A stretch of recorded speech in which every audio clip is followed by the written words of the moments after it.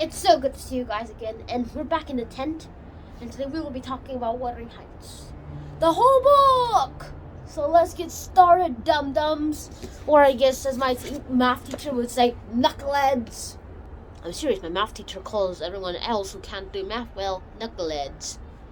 Luckily, I'm not a knucklehead, but sure enough, let's just talk about Wuthering Heights.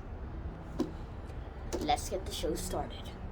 Han Sean presents Wuthering Heights by Emily Brontë. Alright, Wuthering Heights by Emily Brontë. It's the whole book episode we've all been waiting about. I haven't watched the movie version yet, so I can't do a book versus movie yet, but there is a lot of things that I could talk about. Wuthering Heights is just one of them, and this is something that I could say that is way off the list. Emily Bronte's Wuthering Heights is just a classic. For one thing, I just don't know really what to say, and another time, I do know what to say. And does anyone smell smoke here? Yes, there's smoke here, but let's just cover that up and let's talk more about Wuthering Heights. Wuthering Heights is more of a visual representation, if you will, and in my opinion, it's just a representation. However a representation you decide what it is, I don't really care. I think it's a visual interpretation, but I'm not sure about what you guys think about it. Please comment down below after you read the book or just after you watch this video.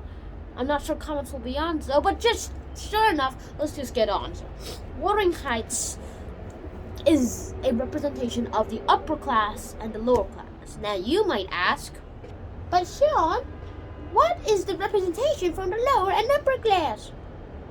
Good question, and for that, I say this. The upper class treated the poor class as if the poor class was poorer than they really were. And they treated them so cruelly that the poor class just couldn't take it. So the upper class and middle class too was scared that the poorer class would revolt up against them, at least gain more power politically, economically, and even socially too. As we've seen when Heathcliff was treated so cruelly by someone else, which turns out to be Hindley Earnshaw.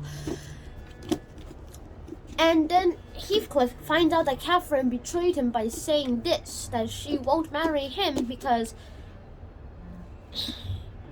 Hindley put him so low that she cannot marry him, and to marry him would integrate her social class.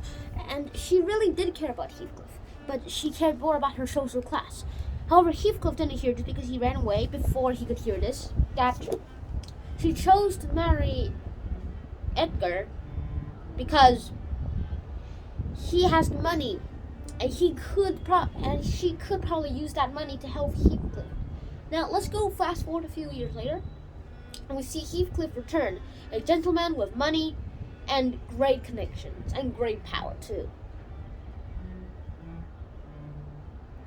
So what now? Well, there has been a lot of things that one of the reasons why he came was to get his revenge on the Lintons and the Edgars. Catherine betrayed a lot of people. No, she just betrayed Heathcliff. So he decided to forgive her. He said this though, that he will forgive her for the pain that she has caused him, but he can't forgive her for the pain that she has caused on herself.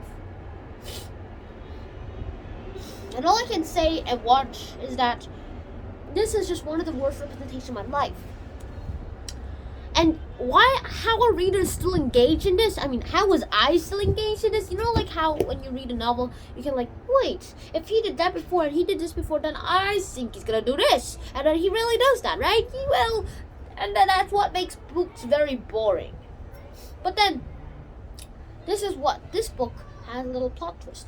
Instead of making Heathcliff do what the reader expects or wants him to do, Emily Brontë, back then under her pseudonym Alice Bell, makes sure that the reader doesn't get what she or he expects or wants.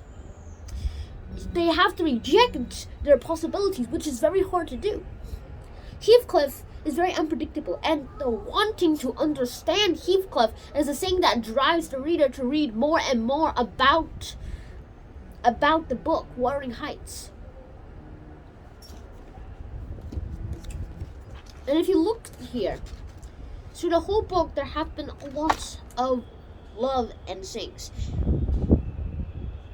And there are a lot of tragedies here too. If you look at Volume 1, it seems that Emily Bronte wants to discuss more about her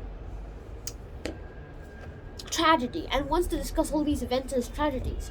However, if this is even possible, in Volume 2, she then tries to celebrate the renewal and rebirth. And in Volume 2, it's when Heathcliff starts to fall down on his rise from Volume 1's ending of climax. It's like the Harry Potter movie, the Harry Potter and the Deathly Hallows Part 1, and they just cut it around. Voldemort just gets the wand, and then it's like that. But then in the second Harry Potter movie, Harry Potter and the Deathly Hallows Part 2, Voldemort falls when he realizes that the wand does not obey him because he is not the true master. And I can say is, this is kind of more like it too. Heathcliff has all that power, but he uses it in a way that makes others get a lot of cruelty too. One of the reasons why he did all this is because he was being cruel to by all this tragedy from the Lintons and Edgars. But then he does his vengeance on the innocent heirs of the past. So what do you think? Did you think Heathcliff is one of the most romantic characters in the whole world? One of the most romantic characters? Because a lot of people in the surveys said that Heathcliff was on the top 3 people who are the most romantic in the world. So, what do you think? I'll try to read your comments if they're on. But sure enough, I'll see you guys in the next episode. Shonan out. Peace. My email is SEANHAN 10 _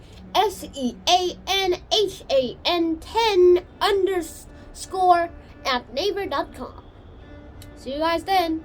Shonan out. Peace.